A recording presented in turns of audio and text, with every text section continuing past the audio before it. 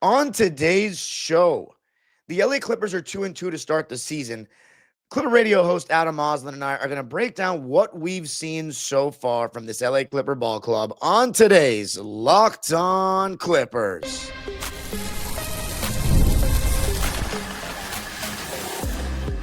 You are Locked On Clippers, your daily Los Angeles Clippers podcast, part of the Locked On Podcast Network, your team every day. Yes, sir. You are locking in with the Clips. Thank you for making Locked On Clippers the first listen of your day, your team, every day. I'm your host, Darian Vaziri, born and raised in LA, been a Clipper fan for 21 years, been covering the team on my own YouTube channel, Dime Dropper, for 6 and 4 right here on the Locked On Podcast Network. Your team every day. Make sure you subscribe and hit the notification bell so you know every single time we post a video on the road to 8,000 subscribers before the end of, I guess I got to push it back to November. Of course, you can also listen wherever you get your podcasts. Today's episode, we've got Clipper Radio host Adam Auslund back on the show. Adam, how are we feeling? Let's get into all things Clippers in these first 4 games. 2-2. How you feeling right now on the eve of Halloween? I'm feeling okay. I do have a sense of urgency, even though it's early in the season. So 2-2 at this point, when I was hoping they'd be 7-3 at worst in their first 10 games. That leaves me feeling like it's a must-win game on Friday against the Pelicans. So we'll see what happens, but I'm still encouraged overall, but I'm sure we'll get into everything. Yeah, so let's just get right into it. The Utah game was the outlier. I think we could have predicted that we're going to beat Portland and Phoenix, then lose to Golden State. The nature in which we've lost, though, to these two teams on the road, Utah and Golden State, has been a little bit concerning. Give me your assessment on why they've been such blowouts, and do Clipper fans have anything to worry about right now? Like, oh, maybe this team isn't what we thought it would be, or is it way too early for that? Look, I think both games, every game has its own story. I think those 2 games in particular are different. The Utah game, they were DOA. They were just dead on arrival. And it looked almost like an extension of what happened against Denver in that game 7. And that's what had me a little bit worried. And I think that's what caused Clipper Nation to be so upset. You wait all summer long, and instead of having, that bad taste wiped from your mouth, that memory remains from what happened against the Denver Nuggets, because the Clippers just reminded you of it with that performance against the Utah Jazz. It was brutal to watch, and they came out like a team that was just expecting to win instead of doing the hard things and doing the little things. And you could see it from the outset. They didn't bring the physicality, everything they had preached. They didn't get back in transition. They didn't get the bleep back. But the last game against the Golden State Warriors, I would say, was different in this way. That Clippers team, yes, they got down by 15 in the first quarter, but they battled back. They got up at the half. They led by 3. They didn't quit. They didn't give in. They didn't give up. They actually turned that game around. And then, unfortunately, the cold shooting just carried over from the first half, and their defense wasn't quite as good like when they held Golden State to 13 points in the second quarter. And shots weren't falling, and the game gets away from you. I didn't feel like in that game so much. They just gave into how the night was going and said, hey, we're not going to be able to get this one. We'll regroup back into a dome. I do think they fought. I do feel like in that second quarter, especially, this Clippers team, and it wasn't just James Harden. Kawhi played better in the second quarter. They righted the ship to some degree. But I looked at some of the advanced numbers, and they went 6 of 26 from the outside on open and wide open 3-point shots in that game. So it wasn't as if they weren't generating good looks. They just couldn't hit anything. Coach Lue talked about it post game, but they weren't trusting the pass as shots stopped falling. Guys probably tried to do a little too much individually in the second half of that ball game because they just felt like, man, nothing's going right for us. But I do feel like, look, this offense, it's going to click in. There is an issue going on right now because Bradley Beal's missed the last 2 games, and that's something that could have long-term ramifications for this team that I'm more concerned about than just the wins or losses so far within 4 games.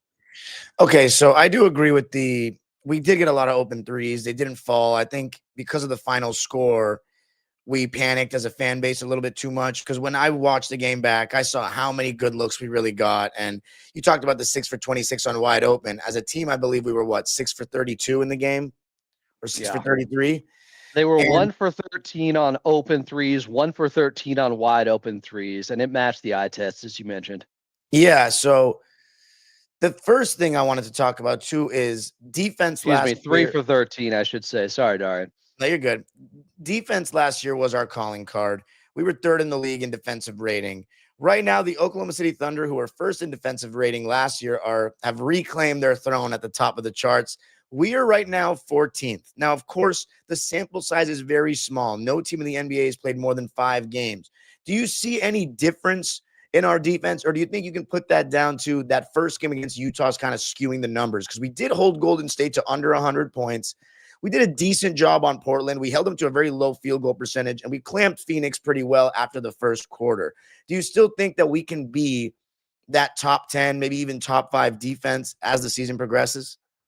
Yeah, it's still small sample size theater, as they say so far. This Clippers team, they still have the same personnel that got them to that place where they were top 3 defensively. In fact, I think in some ways, I don't know if it will play out this way in the advanced metrics, but because they have a backup big now in Brook Lopez, the second unit defensively should be better than it was last season.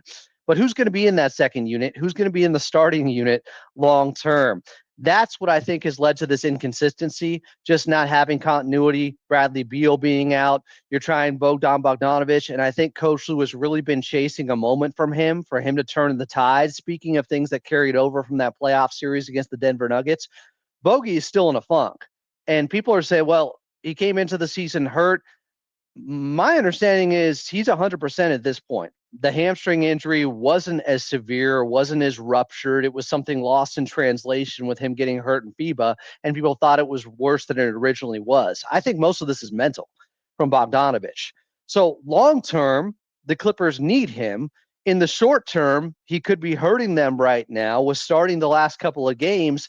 And even in that first game, they brought in Chris Dunn to start the second half against Portland because they said enough, we got to win this ball game, and they kind of went all out with closing with John Collins and showing their hand a little bit of what could be coming in the future. But then they start bogey again against the Golden State Warriors. And by no means am I putting all this on Bogdan Bogdanovic because he's been cold. Everybody was cold in that game against the Golden State Warriors. It's just, it is representative of them tinkering Ty and trying to figure out what works right now, but also trying to get a guy going that they know they will need eventually.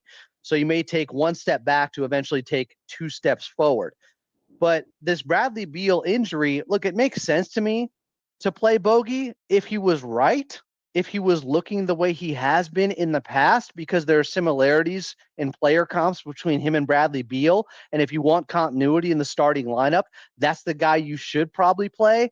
He just isn't right mentally to me. You can see he's forcing it out there. You can see the confidence is very low. He airballed a 3-pointer in the first quarter against the Golden State Warriors, and I don't think he played another minute after that first quarter. They started Batum in the second half of that ball game. But it's the starting lineup, and it's also trying to maintain, I think, continuity with the second unit.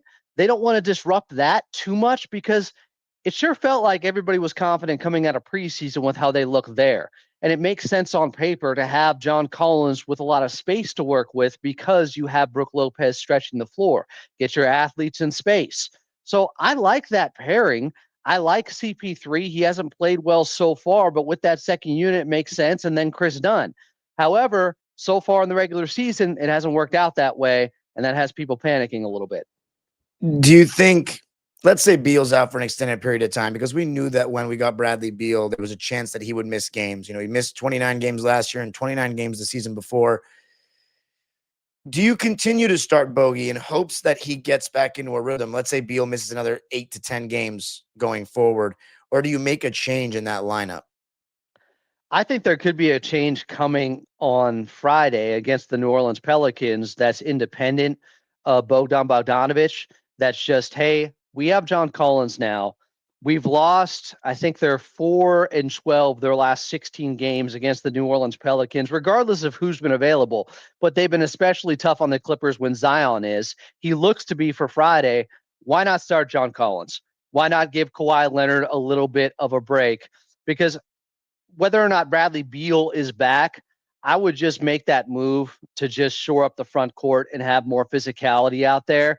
Because I thought originally coming into the season, because they didn't exactly name who that fifth starter was for a while. Coach Lue was playing at Kawhi, but we all kind of figured, oh, it's going to be DJ. He's been with the starting unit. But I also threw out there, it could be matchup dependent, because last season they did a little bit of that between DJ and Chris Dunn. So couldn't they do the same thing now with John Collins, who did look good, I think, in the second half, and specifically in that fourth quarter against Portland playing next to Ivica Zubac? Why not make this the game where you try out John Collins with the starters, considering Zion Williamson is going to be out there? Yeah, that would be great. I think a lot of people, we're going to talk more about Collins next, but I also wanted to say this too. I feel like our offense is more important now than even last year. And I've been talking about this point.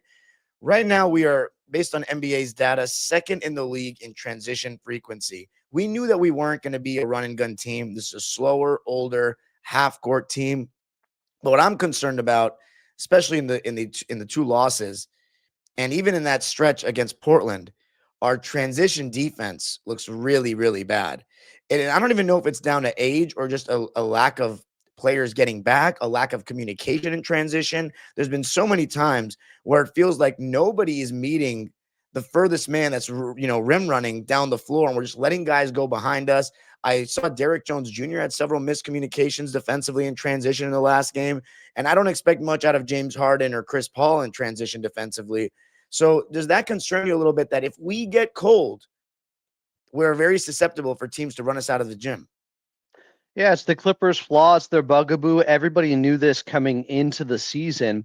And then you put out bad tape immediately against the Utah Jazz, where teams can key in on it even more, knowing that this is the Clippers' biggest flaw. This is how you attack them. And oh, by the way, the league is transitioning, so to speak, to playing even faster now because it's a copycat league after seeing what OKC and what Indiana were doing in the playoffs last year with youth athleticism, with just playing more up-tempo basketball.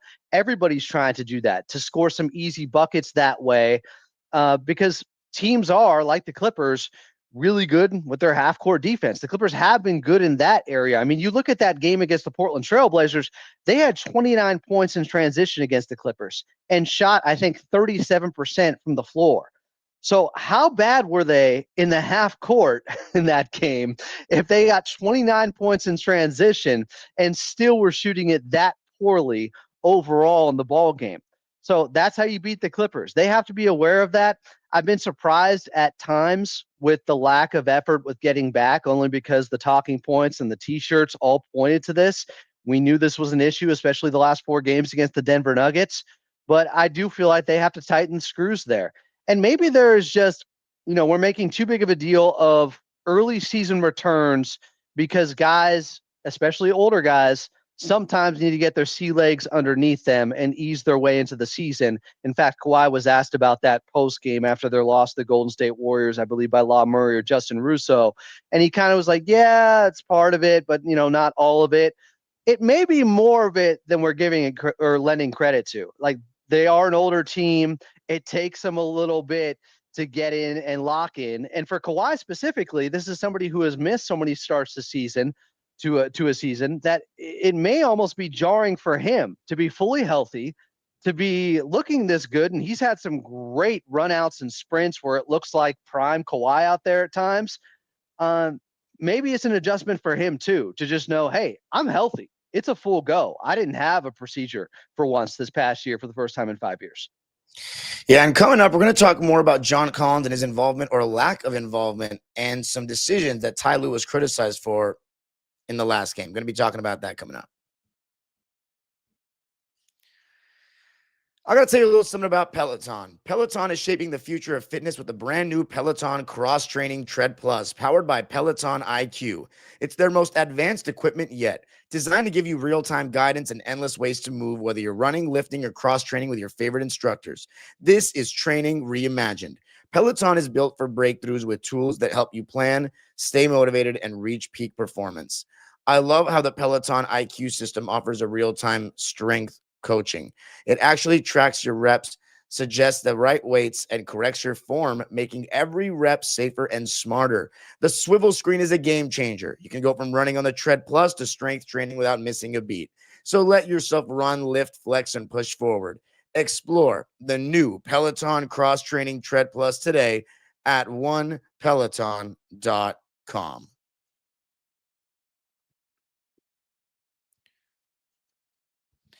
All right, back here with Clipper Radio host Adam Auslund and host of Clippers Talk on YouTube to talk about these first 4 games. The Clippers 2-2.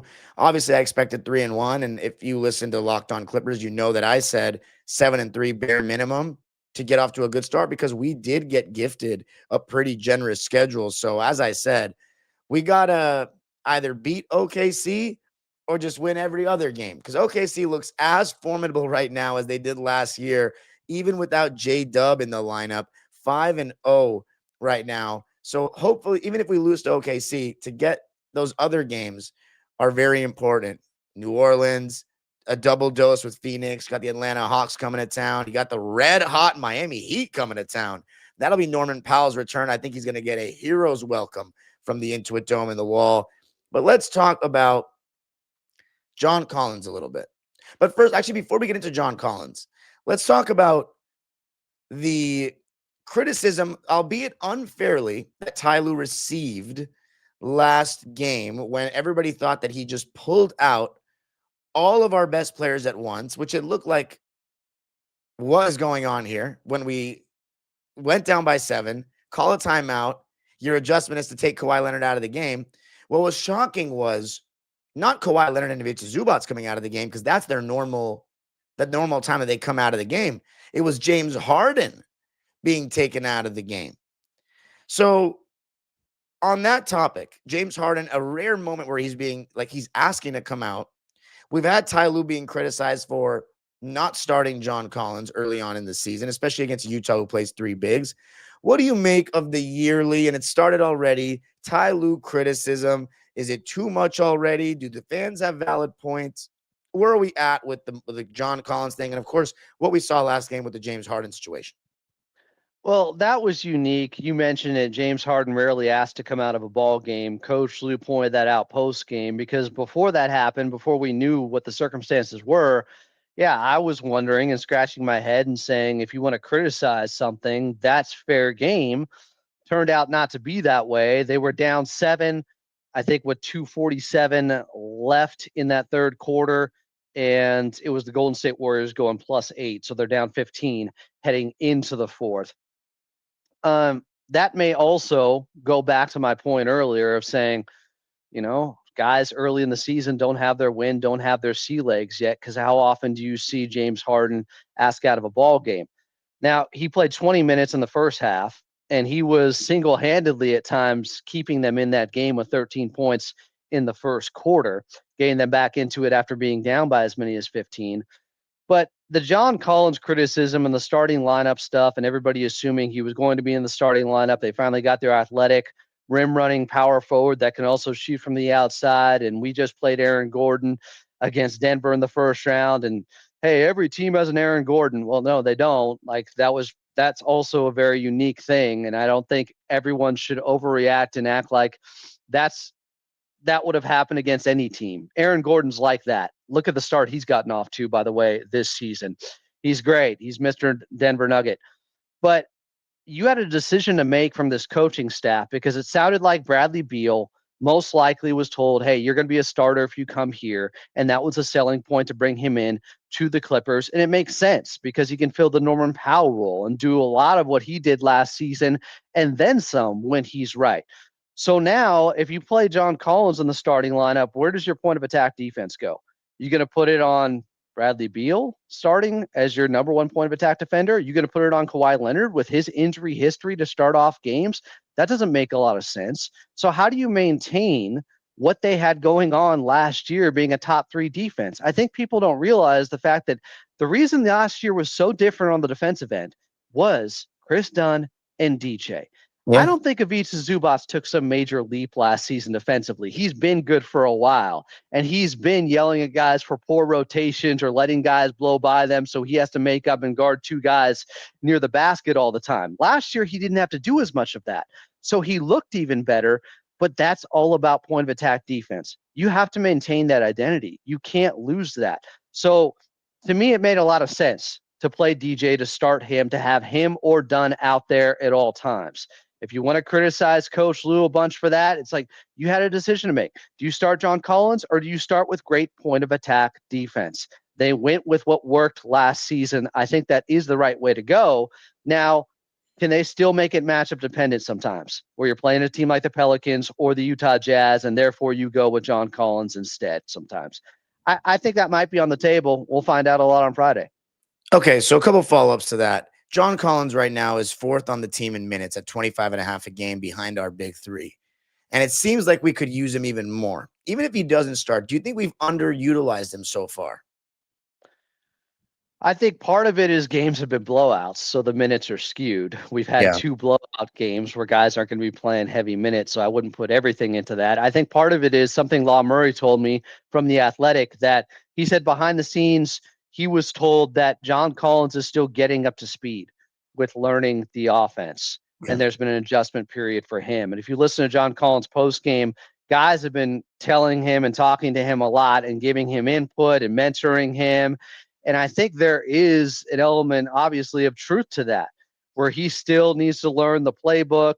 And maybe it hasn't been a seamless adjustment to the point where you want him playing 35 minutes a night or anything like that right off the bat with this Clippers team. So I would preach patience.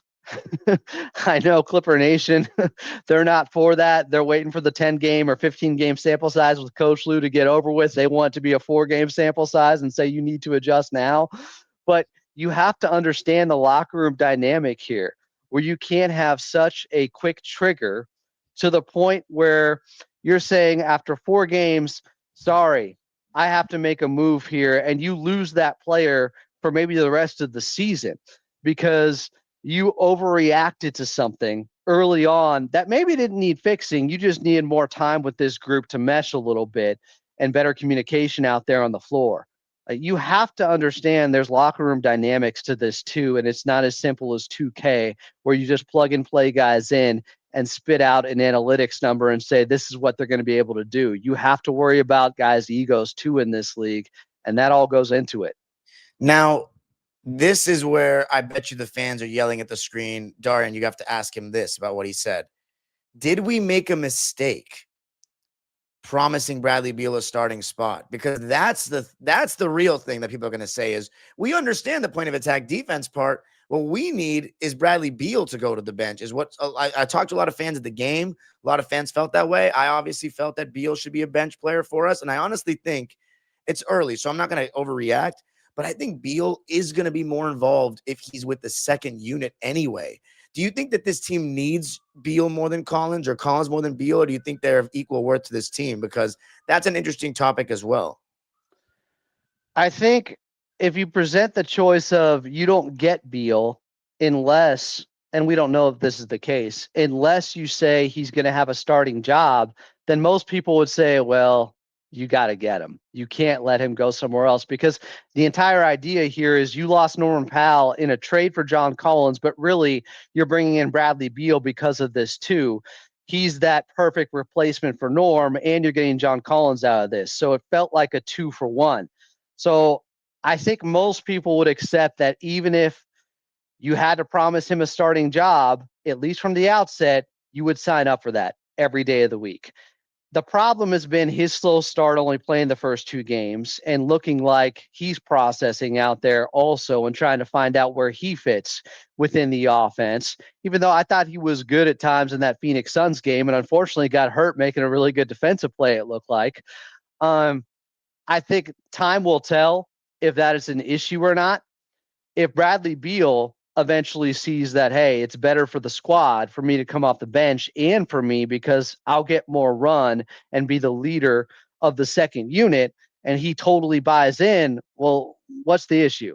I just think this has to play out. We have to get more data and information and evidence before we make any definitive statement on whether or not this was a mistake. Because if the alternative is you don't get Bradley Beal, I think they did the right thing if they did say that you will be a starter here, because Bradley Beal can really help this team. You look at that last game, it felt like this was the game where they really needed a little bit more on-ball juice and somebody else that could be a creator out there. And with them being pressed, as we've seen the last couple of games as well, full court, you need Bradley Beal. He is a good enough ball handler to get the ball into the front court and alleviate some of the burden from James Harden. And coming up, going to talk a little bit more about our offensive approach, piggybacking off of that. I got to tell you a little something about Rippling. If you're a business owner, here's the truth. SaaS promised to make work easier, but now the average company is buried by hundreds of apps that slow down your teams and simply don't work together. That's not SaaS, that's sad. Software as a disservice. That's why you need Rippling. Rippling is the unified platform for global HR, payroll, IT, and finance all in one place. They've helped millions of businesses replace a mess of disconnected tools with one system designed to give leaders clarity, speed, and control. Everything from onboarding to payroll to IT access runs automatically and perfectly in sync. It's seriously simple to use and gives companies one source of truth for their people, data, and everything they touch. And right now, you can get 6 months free when you go to rippling.com/lockedonnba. Learn more at rippling.com/lockedonnba. That's rippling.com/lockedonnba for 6 months free. I got to tell you a little something about Robinhood. Your ambition just met its match. With Robinhood, you play for the win, not just on game day, every day, locking in on every opening, beating your PR, beating it again. Channel that drive into your money. Robinhood puts you in control of your money.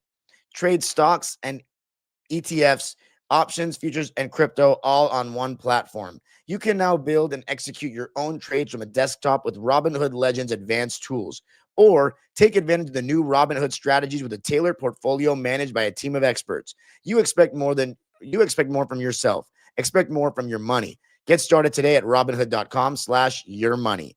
Again, that's robinhood.com/yourmoney. Your money, your move. All right. So following up, though, do you feel that they're of equal importance to our team, Bradley Beal and John Collins? Because in my opinion, I know we did lose Norman Powell, and I do see Brad as that Norman Powell replacement. But just me personally, this is not even hating. I think Bradley Beal, when healthy, his ceiling is higher than Norm. But I don't think that he's going to give us the exact same production as Norm this season, because I don't think he's going to play as many games. And also, maybe I'm wrong on my take about Brad. Like, he's a more well-rounded player. But Norman Powell right now is kind of in the peak of his career. Bradley Beal is on the decline. Norman Powell's starting the season very well with Miami. Maybe Norman Powell is better than him now, but I don't even think if Norman Powell is a little better than Bradley Beal, that's like a huge problem for us, because we didn't just trade Bradley Beal for Norm. We got John Collins and added Beal. So it's kind of like a 2-for-1 kind of deal. But do you believe that Beal and John Collins are of equal importance to our team, or do you think we need more of one? I think if you were weighing out who can help this team more and get them to the highest peak, because we haven't had that John Collins dimension really ever in the 2-1-3 era, a guy like that, maybe going back to, Montrezl Harrell, there's some similarities maybe offensively, but he can't shoot like John Collins. Just his activity, though, and offensive rebounds and rim runs. I think John Collins probably is the guy that can help this team more and has maybe even a higher ceiling plus a higher floor out there. I could see that being the case.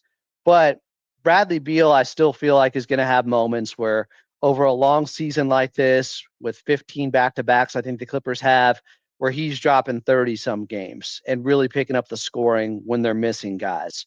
So both are going to be huge, but if you're making me pick between the two, just because we haven't seen a guy like John Collins like this, and it feels like he's really filling that void that was missing, I would go with John Collins. Yeah, I would as well, especially seeing how that first game went. And you know what's interesting? You talked about the matchup dependent thing.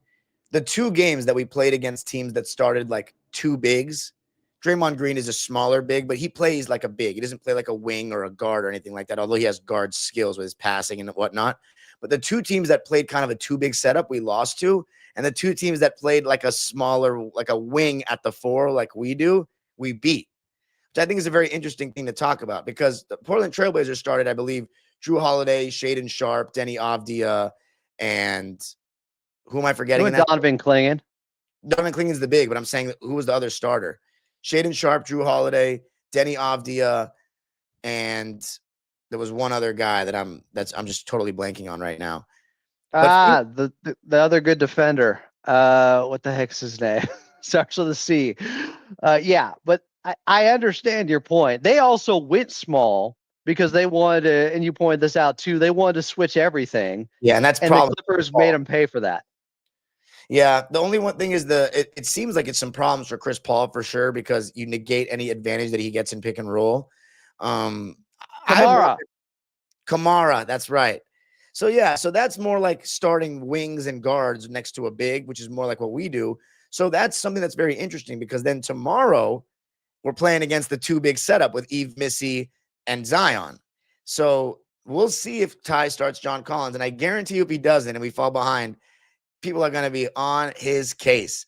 So I hope not, because you know me, I'm always I defend Ty Lue when I feel like it's warranted. I'm never going to say he's above criticism. I just think that people blame coaches far too much in the NBA, way too much. Now, let's talk about our offensive approach for a sec.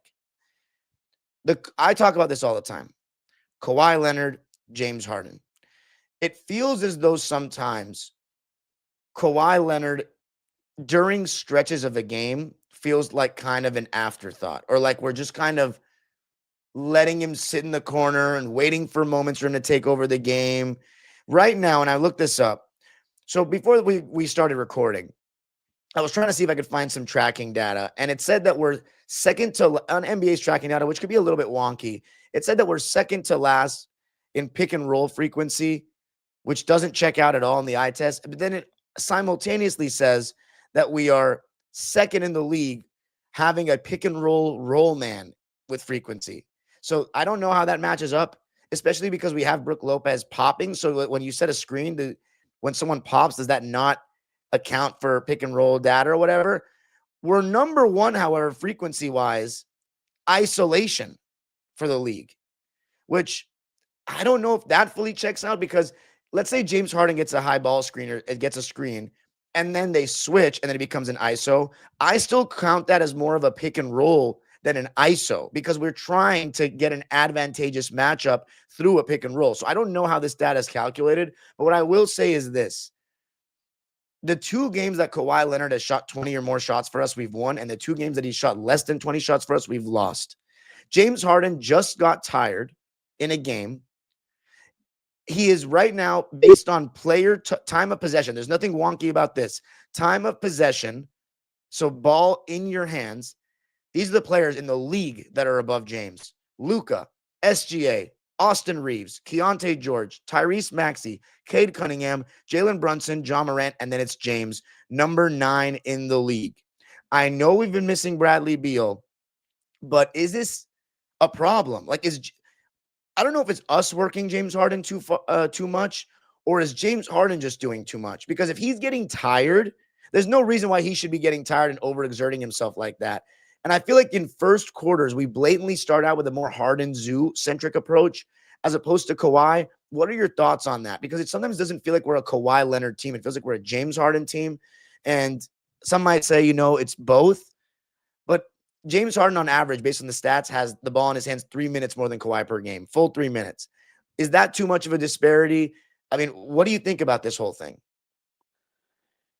I'd have to go back to 23-24 and see where he was at. And then also we need more time with Beal out there too, to really see how these numbers are going to level out with how much he has the ball in his hands. Because when they got Beal, I felt like, okay, he's going to play the Paul George role. Kawhi's going to be him. And James Harden is going to be more of a facilitator. And he has been so far this season. He had a 13 assist game against Portland. He's averaging less than 13 shots per game. But the pick and roll with him and Ivica Zubac is so effective at times that you're right.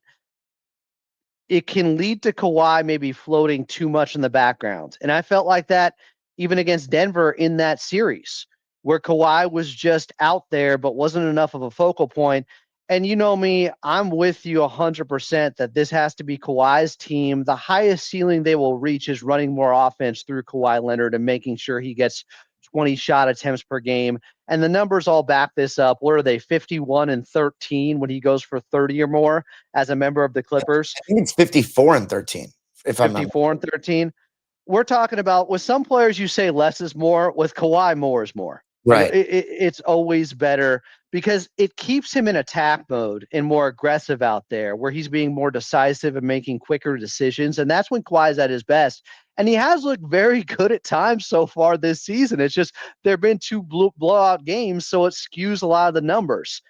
Yeah. I think long term, regular season wise, it's okay to have more of that high pick and roll with James Harden and Ivica Zubac, but they still need to know when the rubber meets the road, when the going gets tough, this has to be a Kawhi-centric offense. And you know what I think the argument is, though, Adam, is Kawhi Leonard right now, we've talked about this a lot. He's not blowing by guys like that over the last couple of years. It's a steady diet of a lot of contested jumpers, but the contested midi for Kawhi is like a layup. You know what I'm saying? So do you want a shot that maybe doesn't draw two to the ball? It's not an open shot. It's like, objectively speaking, a tough shot for the average human being, whereas James Harden's zoo pick and roll will more likely generate an open shot, is the argument, I think, for the Harden zoo pick and roll. However, that open shot is coming to maybe like not as good basketball players as Kawhi Leonard. So I think that's the argument, is contested mid-range Kawhi or open three for someone else kind of thing generated through James Harden. So it's a very interesting argument for the coaching staff. I do, however, feel like James Harden needs to take a little bit of a step back. I think he's so used to playing this way. And I just checked the numbers for 2023-24. He was still top 10 in the league with the time and the ball in his hands, which, of course, he's a ball dominant player. And I don't think that equates necessarily to selfishness, because he's still getting good shots. He's still making passes. You mentioned the assist numbers, but he's going to have to take some breaks in game. And I think he needs to space a little bit more just for his own good. You know, something's got to change, because we see the burnout in the playoffs every year with him, no matter what team he's on. So I think some things have to change. But Adam, let people know where they can find you. This has been a blast as always. At Follow Adam A, of course, Clippers Talk on the YouTube side, Clips and Dip as well. And I'll be with you pre and post game all season long once again, starting with Halloween against the Pelicans. Pregame at 6:30 on the radio side. Oh my God, the Pelicans on Halloween. How does this happen? Got to get it done. They've been not playing well, so hopefully you can take advantage of that. You can follow me on Twitter. I guess not Twitter right now. Instagram and TikTok at Dime Dropper Pod. Make sure you subscribe to Locked On Clippers and Dime Dropper on YouTube. And of course, you can listen wherever you get your podcasts. The age-old proverb continues. Go Clippers.